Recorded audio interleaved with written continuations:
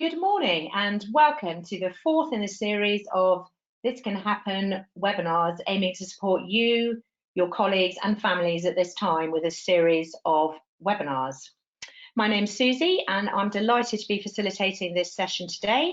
So before we start, I'm just going to quickly run through how this webinar will work for those who haven't participated before.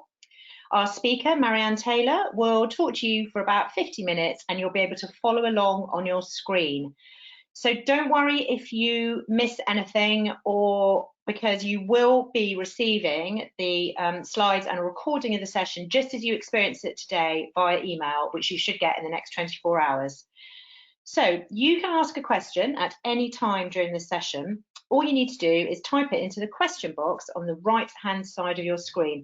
We really do encourage you to do so. All questions are totally anonymous and only come to me, so please do feel free to contribute.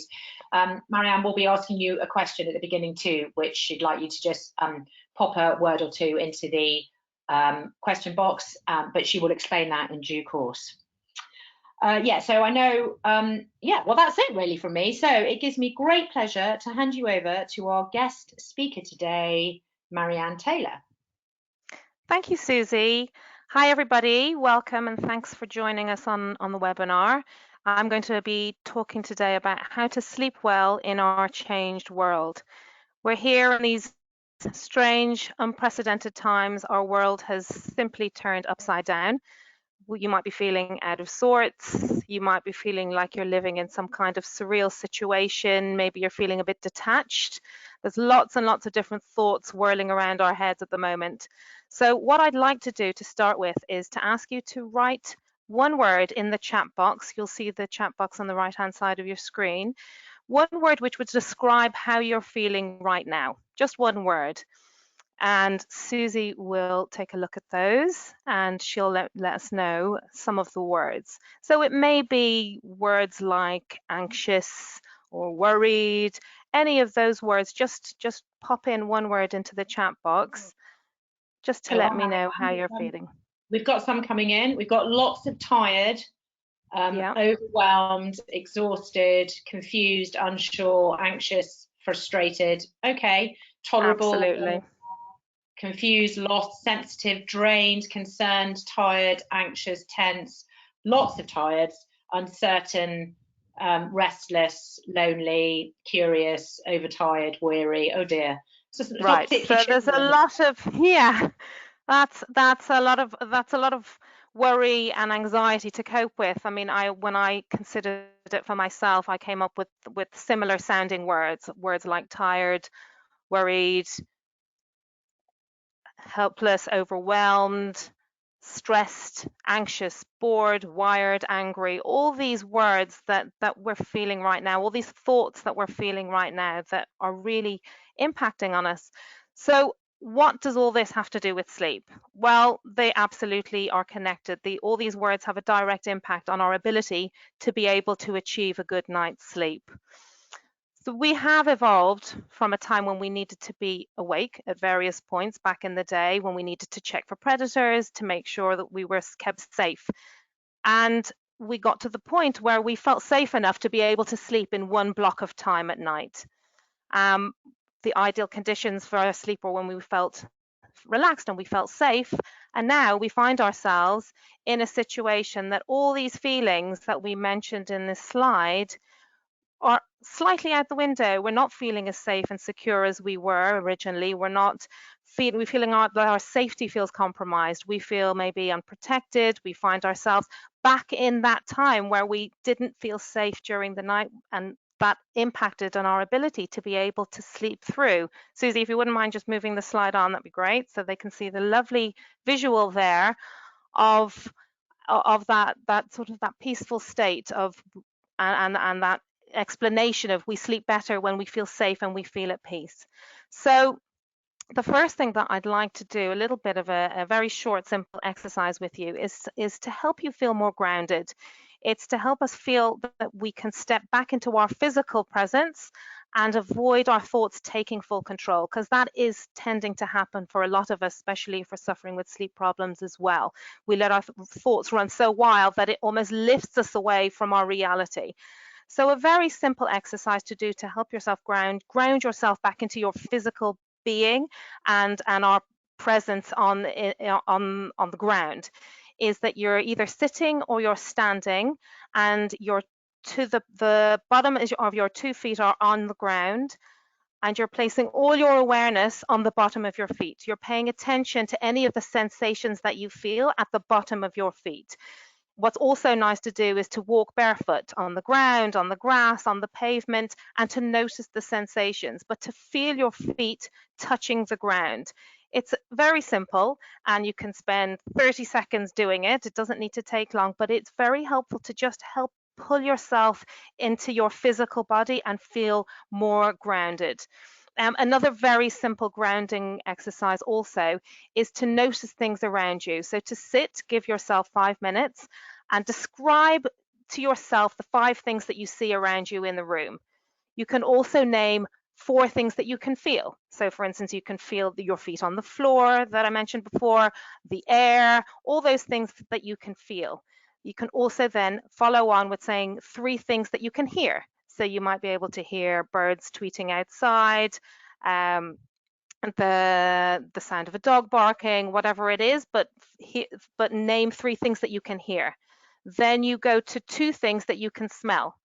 And hopefully, if you haven't lost your sense of smell, which is quite a common feature at the moment if you have any symptoms, but if you do still have your sense of smell, the 2 things that you might be able to smell, whether it's flowers or cooking smells, whatever it may be. And finally, 1 thing that you are happy about with yourself, good thing about yourself, 1 thing that you feel is good about yourself. And by the end of this exercise, you should feel a bit more calmer and a bit more focused. So now that hopefully you are feeling a little bit more relaxed, I'm going to just introduce myself. My name is Marianne Taylor. I run a sleep consultancy called The Sleep Works, helping families with their children's sleep and adults with their own sleep. I myself have had my own personal journey with sleep. I've had chronic fatigue as a young adult, and that followed with parenthood, which gave my sleep patterns a bit of a battering.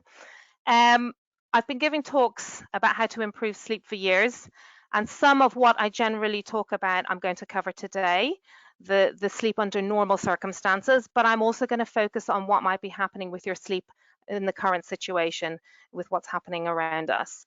It may be that you've had a sleep problem for some time, or you've generally been a good sleeper and suddenly you find yourself struggling with your sleep now. I know that my own personally, my own sleep pattern has definitely changed since this all started, and I suddenly find myself waking very early, much earlier than I used to. So I think there is a slight unknown element about what happens when we sleep. And for some of us, that feels quite daunting, not really understanding. And I describe it with my youngest daughter when she had a time that she was struggling with sleep, and I asked her what the problem was. And I found her answer a very helpful one.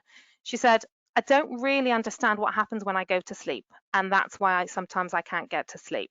So it's the same for us as adults. It is helpful to understand what happens when we go to sleep. So I'm just going to talk you briefly through the process. So we start with a stage 1 of sleep, when we start falling asleep. This is a very light stage when we could be woken quite easily from this stage of sleep. It might be that you're sort of feeling your head getting slightly heavier, but you're still very much aware of your surroundings.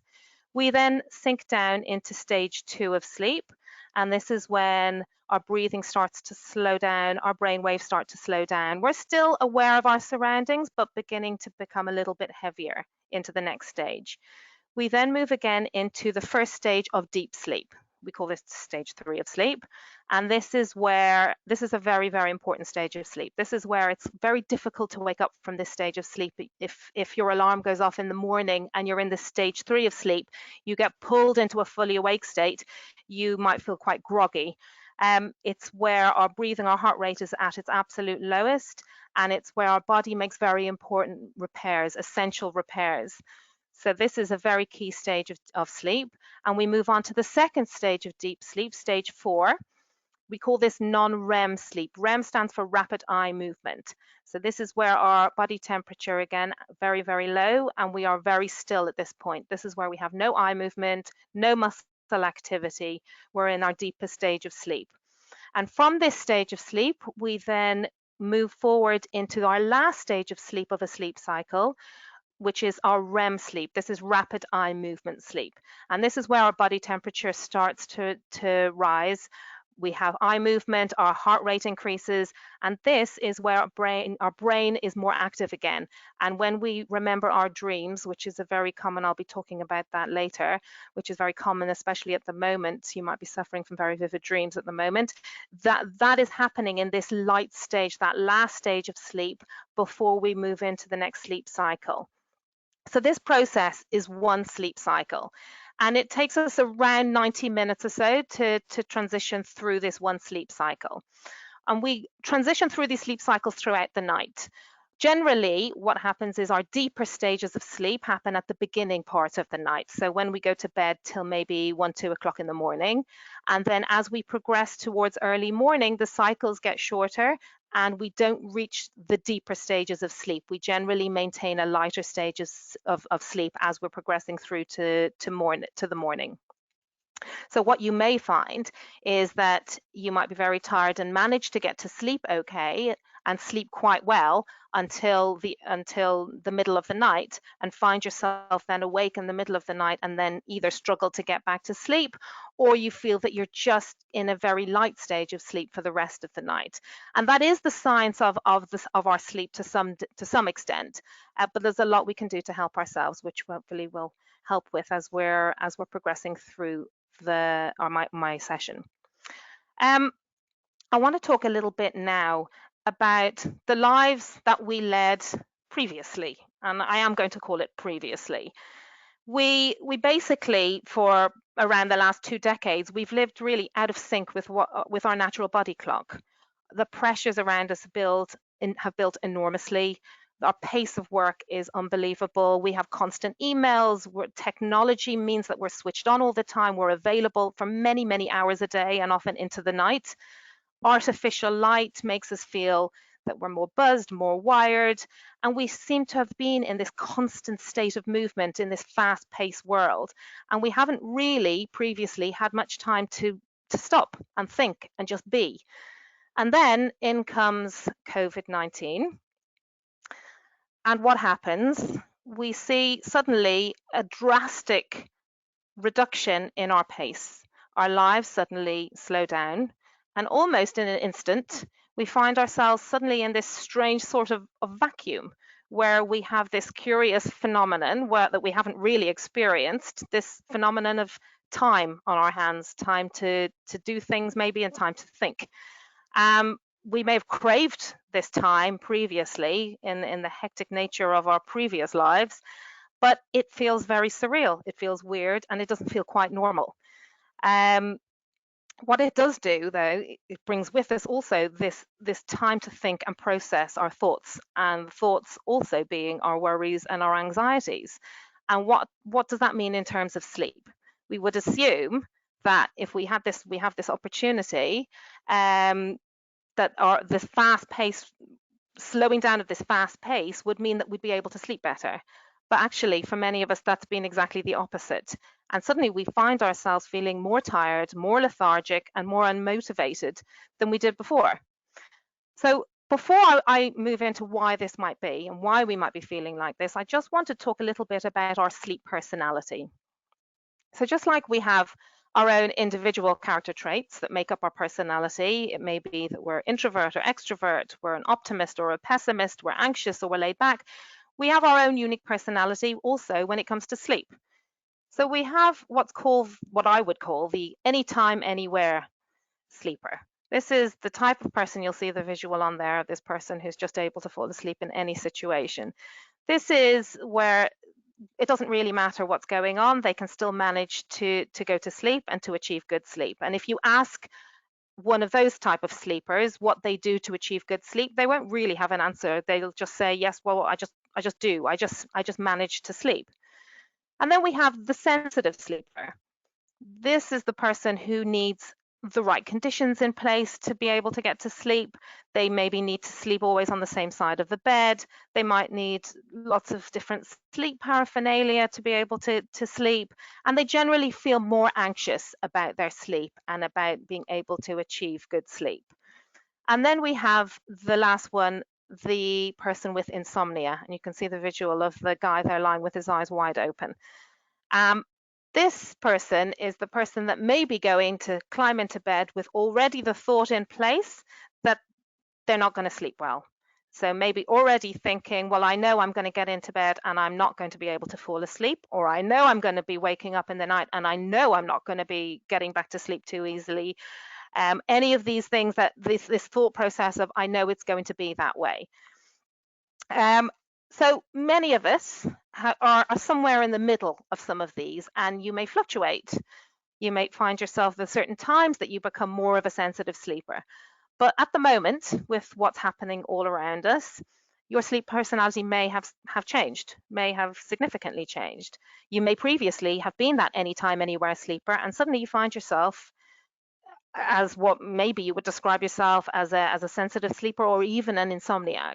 And the lines have been blurred as we're trying to adjust to this new reality, and our brains are learning to process this new day-to-day life we suddenly find ourselves with, and our sleep might be possibly compromised along the way. So I just also want to mention that on top of these specific personality traits, we also have people who are split into morning larks and night owls. So you might be the person that favors waking up early in the morning, but therefore you need to go to bed earlier, or the person who hangs around till late in the evening, but does better sleeping later on in the morning as well. And we also have long and short sleepers. So that brings me on to my next point, is how much sleep do we actually need? There's a little bit of a myth that I'd like to dispel, which is that we need to have 8 hours of sleep at night to have achieved what people would call the perfect night's sleep. It's kind of, we're informed through media, through social media, magazines, newspaper articles. We often see these headlines of, have you had your 8 hours of sleep? And I think that's playing a slightly dangerous game, because what that doesn't recognize is that we are split into being long sleepers and short sleepers.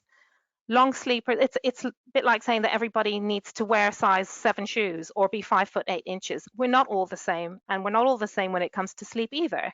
So it may be that some of you function well on 6 to 7 hours of sleep at night, and others of you feel that you need more like 7 to 8 hours of sleep.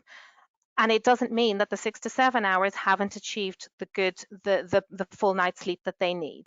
So you may be finding that is also part of it, that you might be sleeping enough for you, but not necessarily feeling that it's the full 8 hours. So if somebody says to me, how much sleep do I need?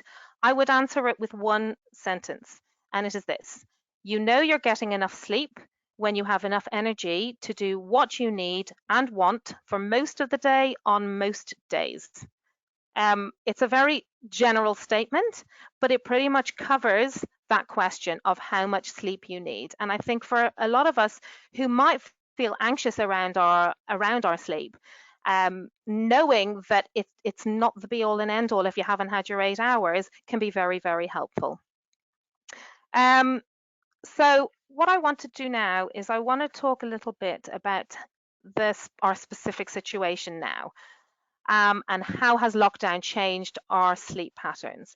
So it may be that you might have previously or suddenly find yourself suffering with a few different sleep problems. It may be starting with difficulty getting to sleep, what we call sleep initiation.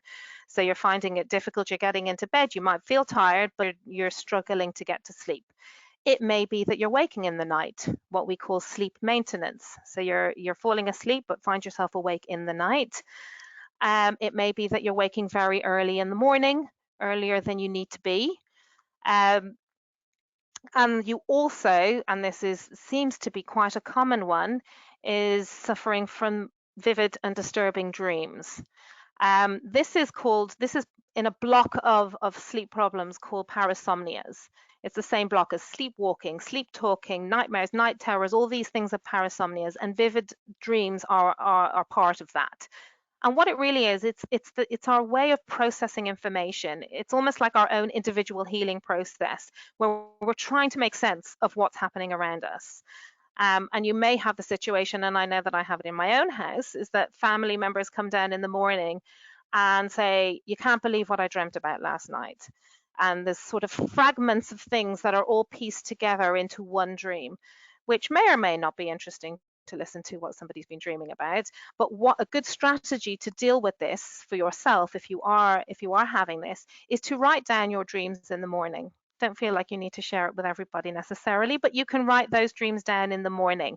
And one of the key things, and I will mention this again later, is to really steer away from the news updates, the social media before bedtime, because that can trigger a lot of these anxieties and thought processes just before you go to sleep, which then stays with you. And when you've completed the sleep cycles, and I mentioned at the beginning, when we dream in that last stage of the sleep cycle, and that's what we remember, it is partly to do with the fact that we've processed it just before we went to sleep. So really important to stay away from all the news and everything before you go to sleep if you are suffering from vivid dreams. And lastly, it may be that you're feeling groggy in the morning, you're feeling unrefreshed, you're not feeling rested. So all of these things, it may be that whether you suffered from them before or whether you find yourself now suffering with them in the current situation, I just want to talk through what may be a few contributing factors here and what we can do to help ourselves. The first one is a lack of routine. So we operate on our internal body clock. We call that internal body clock our circadian rhythm, and it operates over a 24-hour period. And it really dictates to us when we need to be awake, when we wake up in the day, when we feel sleepy, when we need to go to sleep, when we need to eat, and even when we need to wee. And with the current situation as it is, this routine that we have for ourselves is pushed slightly all over the place. We're not necessarily getting up for work and school, so our bedtimes might be pushed later. We may not be setting an alarm in the morning, so our wake up times might be irregular as well. And all of these things are pushing our body clock out of sync. And our regular pattern becomes irregular, which very much affects our sleep patterns. So what we really want to try and do is to pull that in a little bit. I'm going to talk, my next slide will be very specific tips and practical help. The next thing that I want to talk about is about our reduced access to natural light. Natural light is probably one of the most important factors in determining our sleep patterns. We use daylight to train our 24-hour clock. So when our body experiences daylight, we get this injection of energy, which boosts our serotonin hormone, and that's our feel-good hormone, and it helps us clear out the melatonin, which is our sleep hormone, and that may be lingering around. And if we have less access to natural light, then we don't have that boost, that ability to be able to switch off our sleep hormone or melatonin. And that's part of what's maybe making us feel more groggy and lethargic in our day. And that also then in turn affects our body's ability to be able to produce a full dose of the sleep hormone melatonin at nighttime when we need to be able to sleep. The next thing is also our reduced physical activity. We're simply not getting the same level of physical activity than we were before. It's not necessarily just the gym or exercise, going for runs. It's even just simple things like walking to a bus stop or a tube or walking around an office in our day. All those things were part of our physical activity. And as we're doing so much less than that, we're not as physically tired, but it also impacts on our mood.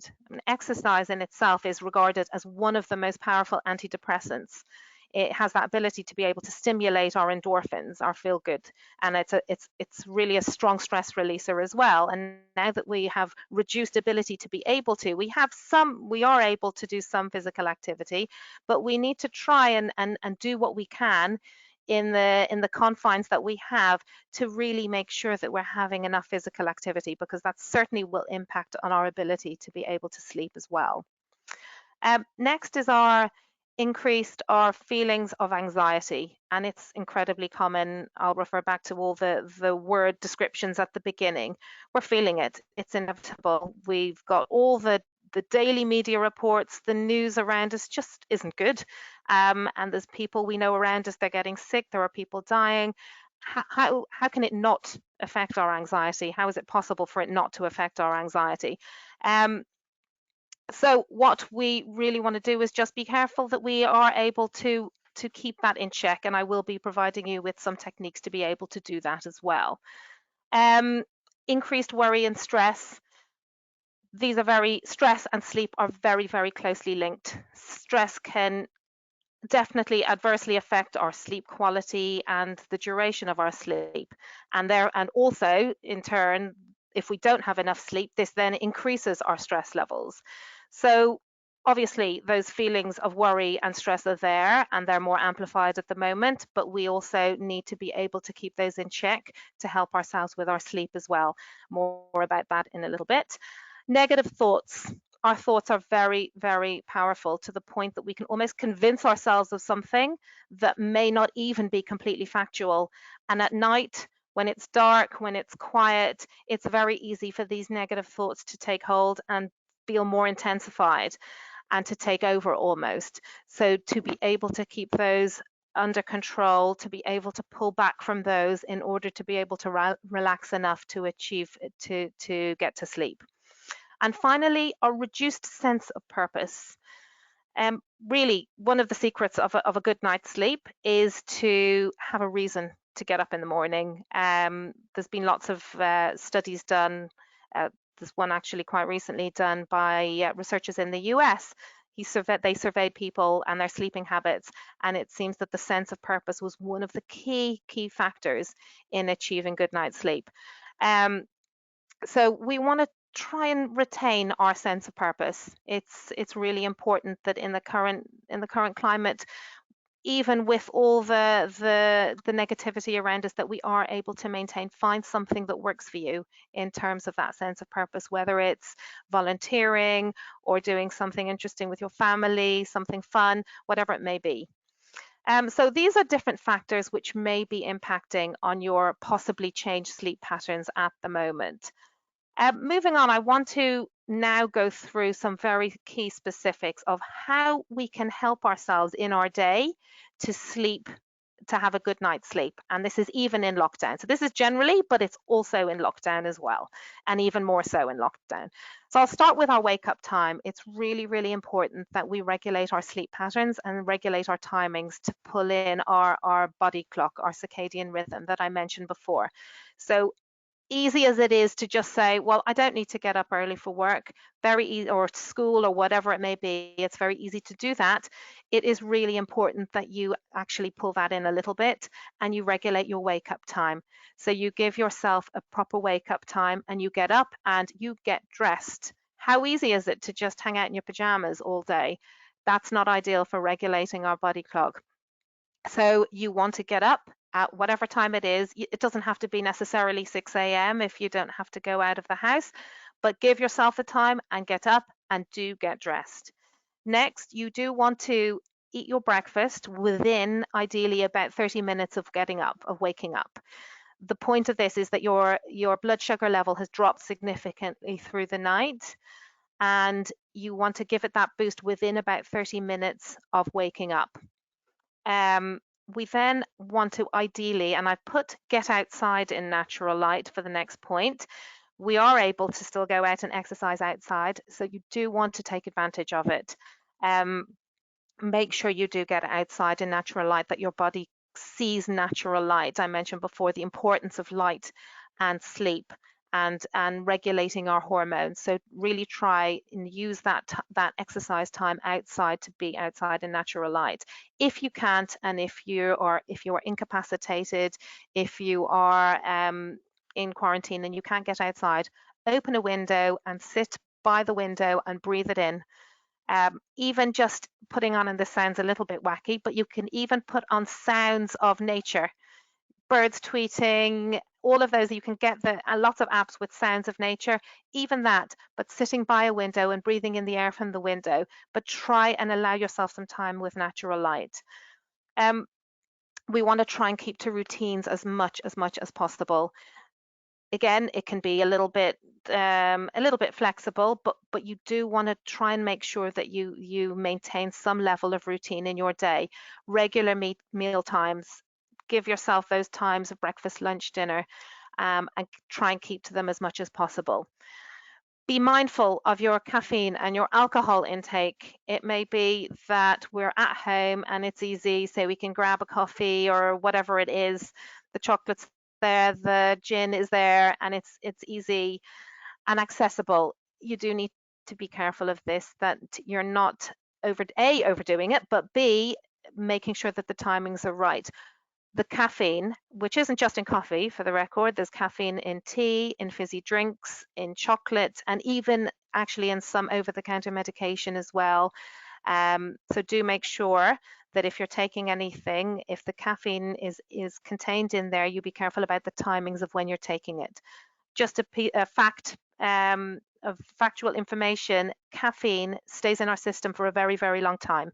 It has a half-life of 6 hours and a full life of 12 hours. That means that half of it is still swirling in your system up to 6 hours after you've had it. So if you've had a coffee at about 3 o'clock in the afternoon, when you begin to feel that dip in your energy level and your focus, and we tend to reach for the coffee at that point, you may find that if you're struggling to get to sleep at bedtime, it may be that that's a factor because it's still in your system, and you're still metabolizing it within up to 12 hours, in fact. So be careful of the timing of that. Alcohol, while it might help, a glass of wine or a gin and tonic in the evening, it might help you to feel a bit more relaxed and it might help you to go to sleep. It does impact on our sleep quality. So if you are struggling, then just note that the alcohol intake, you ideally want to leave about 2 hours between your last alcohol drink and going to sleep. I've also said interact with family and friends. Phone, FaceTime, Zoom, whatever it is. But really important at the moment when we're in this situation, when we're sort of holed up at home, that we tend to lose touch with what's happening around us, and all we see around us and read around us is the negative. It's really important that we stay in touch with our family and friends. Even more so now. I know my husband is getting pretty fed up of constantly Zooming family that he may not have even spoken to or seen in quite a few years. But it's really important. We're social animals, and we still need to maintain that, more importantly, when we're in lockdown. Avoiding napping during the day. It's very easy to do it. We're here, we can just sit ourselves down and close our eyes. If you're struggling with sleep, whether it's the getting to sleep, whether it's the waking in the night, and you find yourself that you are making up for it having a nap during the day, be really, really careful with that. What happens with our sleep, when we wake up in the morning, we are building up our sleep drive. It's a bit like a pressure cooker, where you're building up the pressure, the sleep drive, which is our need for sleep, from when we wake up in the morning, and we build it up to the peak at bedtime, and then we release the valve, like the pressure cooker valve, at bedtime when we go to sleep, and the sleep drive then gets completely emitted at that point during our night's sleep, and it starts again the next day.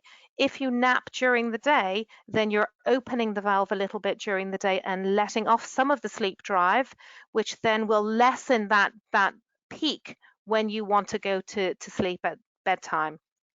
So be very careful about this napping during the day. Really do try and avoid it if you are struggling with your sleep at night. Find something else to do. Get up, have a drink water, walk around, go up and downstairs if you can, but really do your best to try and avoid it. Winding down in the evening. At the moment, it may be that our days and evenings and indeed nights are somewhat merged almost, and we don't necessarily have that ability to be able to switch off from daytime at home to evening at home. We need to be able to do that. It's really important that we have a clear cue for ourselves that it is now evening and it's now leading up to bedtime.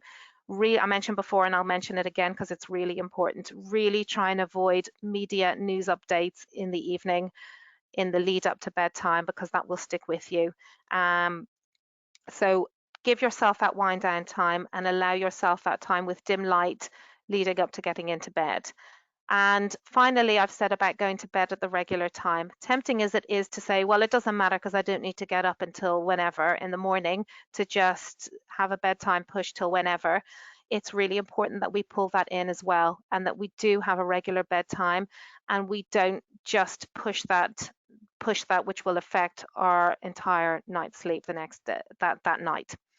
So those are just a few very practical tips to try and help ourselves with where we're at the moment. Moving on, I want to give you what I call my toolkit for sleep stress.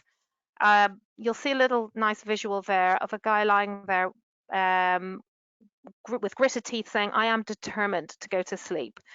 This is often part of the problem of why somebody might be struggling to get to sleep. They feel so determined and anxious that they have to go to sleep that in itself is the issue. Sleep doesn't do well under pressure. We all have the ability to sleep, but we need to really take the pressure off that anxiety about needing to go to sleep at a certain time. So just a few practical tips to help with that. Firstly, and this is back in the day when pre lockdown, daily pause in our day, but it's also relevant even though we feel like all we're doing a lot of the time is pausing in our day.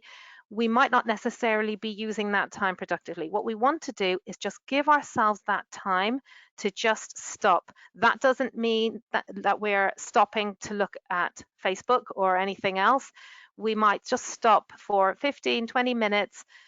Use the time by maybe read a book, listen to a podcast, listen to music, go out and walk, whatever it is, but give yourself a pause in the day to just do pretty much nothing except just to be. Because what happens a lot of the time when we're struggling to get to sleep and we're lying in bed with all our thoughts whirling around in our head, we've got this buildup of mental and physical stress that's happened throughout the day. And it's certainly going to be happening now. And we haven't had the ability to be able to process that during the day. And the first opportunity we've had to do that is when we climb into bed. And that is often why we're starting to feel that those thoughts are taking over from us. So you do want to give yourself that time during the day. It also ties into my next point, which is a put the day to bed diary. We can also use that during the day. So we could, in that pause time, but we can also use it to just sit and write down our thoughts, write how we're feeling. But it's really important to do it in the evening leading up to bedtime. Don't do it just before bed. Do it as part of your wind down in the evening. And what this does is it helps us process our day as well. What ideally we want to include in it is a list of what maybe went well in our day. Hard to maybe less of a list at the moment because we're not doing so much in our day, but we can still find stuff that we can find positive in our day. Maybe you spent a lovely time playing a game with a child, maybe you spoke to somebody and had a nice chat on the phone, maybe you had a nice meal, whatever it is, however small, put it in the positivity side. Also, you also then want to make a list of things that maybe didn't go too well. Maybe you had an argument, maybe you tried to complete a task and didn't manage it, things that didn't go so well in your day. And you also want to include in it a to-do list, a realistic to-do list. And on this list, you can add things that are short term and things that are long term. So things that you want to get done over a long period of time. The important thing of this is that you action it in the morning. So in the morning, you look at the to-do list. Well, you look at the whole diary. All seems generally things that are very negative in the evening you can tend to put it into more perspective the next day in the morning. But also what's most important is to action that to-do list based on what might be essential, what might be desirable, and what might be things that can wait. And what's also helpful one step further is to put a sort of vague idea of dates that you want to achieve this within 3 days, this one within a week, and maybe this one within a month or 2 months or whatever it is. But this is a great way of helping yourself just to visually process things, see things in front of you visually, and taking away from the buildup in your brain, which is stopping you possibly relax enough to be able to fall asleep. The next suggestion would be to use a thought stopping technique. Now, bear with me on this one. It sounds slightly odd, but it is incredibly effective. What this technique does is it blocks our short-term memory with a meaningless word. So there's a word that has no connotation, no real meaning. And when we're focusing on this word, it's very hard for us to process other information and other thoughts. So we repeat this word. Now, the word that I'm going to suggest to you is the word the, T-H-E, the word the, which just is a rather pointless word. But what we do is we repeat this pointless word in our mind when these thoughts are beginning to whirl around in our head. So you say it maybe every 2 seconds, and when you say it, you breathe out. So you inhale, you say the word the, and exhale at the same time.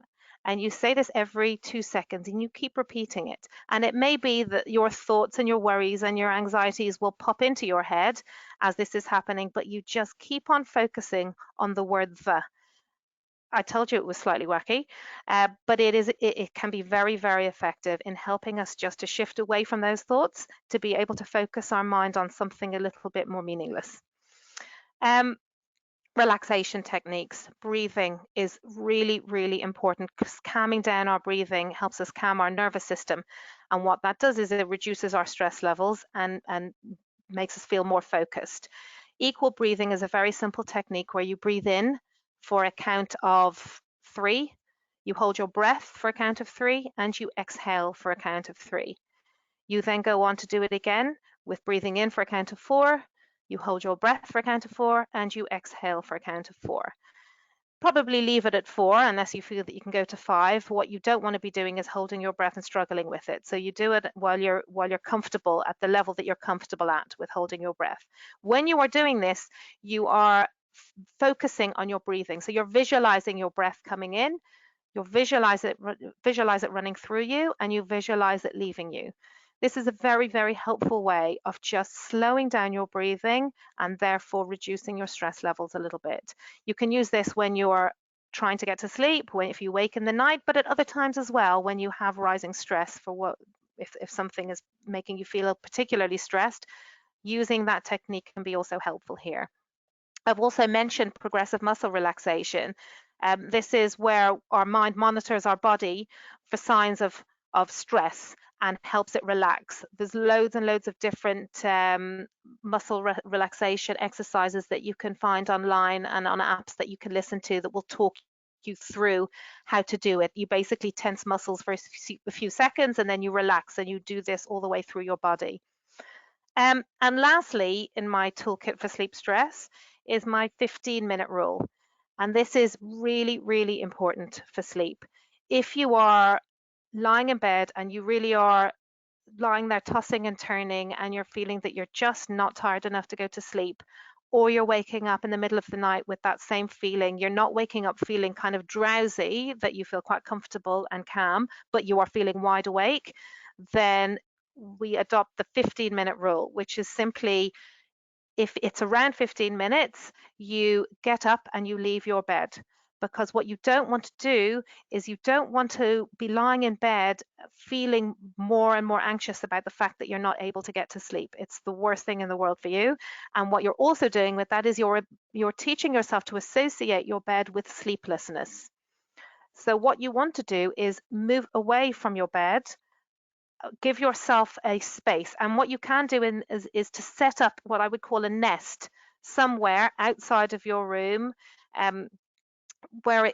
set up the nest in the evening. So you're not doing it at 3 o'clock in the morning looking for what you're going to do. Set up the nest in the evening with a book, with something to listen to. Make sure there's a dim lamp that you can switch on. Don't switch on big lights, just a little dim lamp, and have that space ready for you. So if you need it, then that's where you go. You go to your nest, in inverted commas, in the night if necessary, if you're struggling to get to sleep. And you stay there and just do something pleasant, the music, the reading, the audiobook, whatever it is, until you feel a little bit more sleepy. And when you start to feel a bit more sleepy, it's at that point that you take yourself back to bed to try and get back to sleep. So hopefully those will give you some helpful tools to be able to combat some of the stress you might be feeling. I'm going to actually just run through this slide because I know that there's a lot of questions coming in. These are the basis of what we call sleep hygiene. Sleep hygiene is basically a very posh sounding phrase for how to encourage good habits to achieve good sleep. It's not going to be the be all and end all in terms of fixing a sleep problem, but certainly can help. And some of it I've touched on already. It's about maintaining routine, being careful with electronics and not being faced with electronics too close to bedtime, your food and your drink, the alcohol, the caffeine. Also staying hydrated is really important during the day. So making sure that you're drinking enough water during the day, making sure your bedroom is a nice space that you feel comfortable and safe in, and giving yourself that pre-sleep routine, that wind down time. I'm going to end with, we're going to just sort of go back to the beginning slide. And you see here the words that we used, that we considered at the beginning of what we're feeling right now. And please God, we'll never experience what we're experiencing now again in our lifetimes. But while it's happening, and as hard as it is, we want to try and focus on the positive as much as we possibly can. We want to try and shift these thoughts somehow to moving towards what positives can we come out of this with. When we're leaving lockdown and we're leaving our houses and we're slowly getting our lives back, what can we leave with? So I'm going to switch these thoughts for you to more positive words. So we're going to talk about rejuvenating. We're going to maybe feel a little bit more rejuvenated. We're going to reconnect with people that we maybe haven't connected with so much beforehand. We're going to look at all the acts of kindness that we've seen around us. It's amazing what a lot of people are doing, little small acts of kindness that are making such a difference to so many people. Maybe you've learned a new skill. Maybe you've learned to cook, some new skill that you've managed to achieve. We're definitely going to be more aware of our health. We're going to be more aware of how important our health is and trying to maintain that. We might be feeling more appreciative of our surroundings, of our homes, of our families, of our world, of nature. We might have maybe established new positive habits, sleep habits and otherwise. We might have incorporated a little bit more exercise into our lives, all those things that we can establish as a positive. Respect, newfound respect for what we can achieve, what our amazing NHS can achieve. Just respect for others, respect for our surroundings, respect for our world, and finally feeling that we're in a community. We've got this sense of community. You might find that your neighborhood has set up groups of support. All of that is given us this amazing sense of community that we just may not have felt before. So I'm going to leave those with you, those positivities. We're going to switch the negatives and we're going to try hopefully and focus on these positivity, these words of positivity that we can take with us out of lockdown. I'm going to come to a close there and take some questions, Susie, because I know apparently there are some questions. And there you go. There's the guy sleeping on the question mark for you. Thanks so much, Marianne. That was absolutely brilliant. And we've had so many questions. I'm just going to try and get through as many as I can because we've had lots of positive comments as well from everyone saying how great it was. And are you going to do it as a podcast? There you go. That's oh, there's an idea. Thoughts about snoring husband, what to do? I need to fall asleep quickly because as soon as he snores, it's almost impossible. As a light-hearted one to set us off. I got one of those. I have a snoring husband. So a few suggestions. One is, and this is both from a professional and a personal level, good earplugs. Get yourself some really good earplugs and shop around for the ones that you think will work best. It's not only a luxury, it's a necessity. That's one. What is also quite helpful is trying to make sure that you go to sleep and you're in your sleep cycle before the snoring starts. So I don't know whether the timing wise work, and depending on whether you're a morning lark or a night owl, and whether he is, try to see if you can get into a sleep cycle before the snoring starts. If you have the possibility to sometimes sleep in different rooms so you can catch up a bit, then that might be welcome as well. I would just, on the note of snoring, it may be worth looking into the reasons why, whether it's just general snoring or whether there might be more to it. Sometimes snoring can be an indicator of other sleep disorders. So depending on how significant it is, it might be worth just checking into that with the doctor at some point. Thank you. I've had a couple about anything you can do about clenching teeth in the night, and what's that word? Sorry, I was just trying to find it. The grinding teeth. Grinding, yeah. So the grinding teeth is there's a big part of stress involved with that, and anxiety. So a lot of people who do feel stress, they grind their teeth. Sometimes they don't even realize they're doing it. That is definitely worth going to the dentist and seeing if you can get a mouth guard to protect the teeth. It may be that you're also waking up in the morning feeling kind of tense, headaches. All of that can be exacerbated by teeth grinding. So definitely a mouth guard can be massively helpful for that. Yeah, we've had a few about what do you think about sleep tracker apps and Fitbits and stuff like that? So I'm not a fan, I have to say. I think Fitbits and all of those things are brilliant for what they were originally supposed to be, which was an indicator of health and steps and monitoring exercise levels and all of that. I don't love them for sleep. The reason is that if you are anxious about your sleep and you then start monitoring what those trackers are telling you, what you're seeing is not necessarily factual. The technology in those Fitbits, in those monitors, it isn't advanced enough to read the difference between light stages of sleep and wakefulness, because it's a very thin line between the two, and you really need a proper monitor like we have in the sleep clinics to be able to monitor the difference between the two. So when somebody looks at the reading in the morning from one of these monitors, they're seeing what they think is a whole period of wakefulness, but a lot of that will have been light sleep, which is a key part of a sleep cycle. It's definitely part of a sleep cycle, but because they're seeing a wakeful state in front of them, that already dictates to them how they feel and how they've slept, and it isn't necessarily the real situation and properly factual. So I would be very, very careful about using sleep monitors for tracking sleep, especially if you're anxious about it as well. There's a whole field now, it's called orthosomnia, that situation of tracking your sleep on a sleep monitor. Thank you. We've had a couple of people asking to email you privately. I can probably get those details to them afterwards, because I don't think you've put anything on this webinar with your details, have you?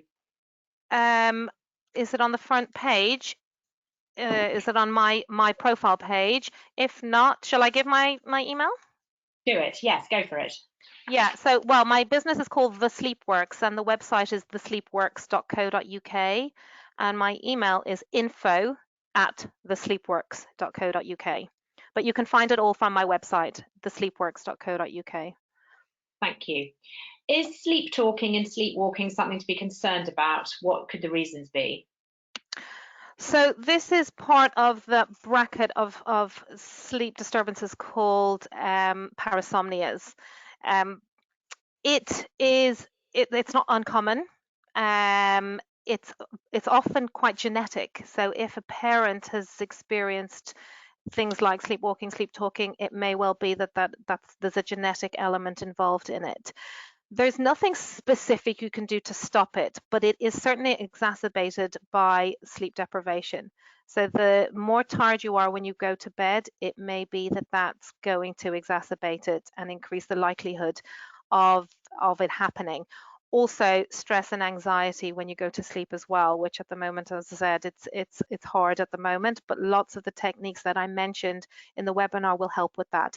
Being really, really careful about winding down before going to bed, steering away, as I said, from the media. I know I've said it a few times, but it is so important that I'm just going to say it again, especially for people that struggle with sleepwalking, sleep talking, and do experience it more. It's more important for them, even more so. Great. Okay. So we've had a few about the best time in the day to do physical activity. Does it matter? Does it affect your sleep?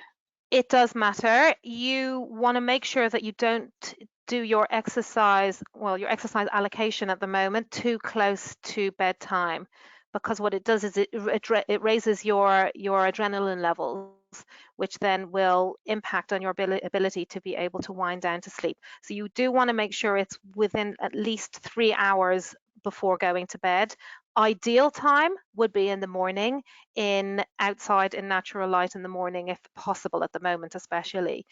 So ideally morning, but if not, at some point during the day, but really try and avoid within about 3 hours of going to bed. Great. Just a couple of you people have asked about the recording. Just to reiterate, you will receive all this if you miss it, or you have to leave now by tomorrow by email. Yeah. So, someone's menopause and sleeplessness. Any tips? Oh gosh, I know. Menopause.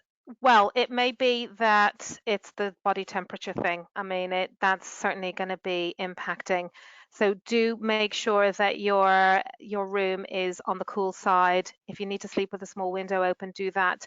Cotton sheets, all of that is helpful in trying to maintain your body temperature, because that is one of the key things with menopause and sleep, is that raised body temperature, which impacts on our sleep as well. You can get these amazing things that you put inside a pillowcase called a chillo, which really, really helps with the hot flushes at night. It's lovely, and it just cools down from your head down, and can help just reduce down the body temperature a little bit. Great. We've had a couple about sleeping medications, natural remedies that actually work. Any recommendations or things to avoid? I don't love to throw out names of sleep medications, whether natural or otherwise. There are definitely some which can be quite effective, worth going in and having a look with the pharmacy to see what's there. But what I will say is something like a lavender sleep spray is really lovely. People might assume that, well, how's that going to help? But it does. Lavender definitely has stuff in it that can help you just wind down as well, and very helpful for sleep as well. So lavender sprays definitely would be my first and foremost. Because someone's mentioned melatonin tablets that they usually only take for jet lag. Can you take those? Well, melatonin is not available over the counter in this country. You have to have that prescribed.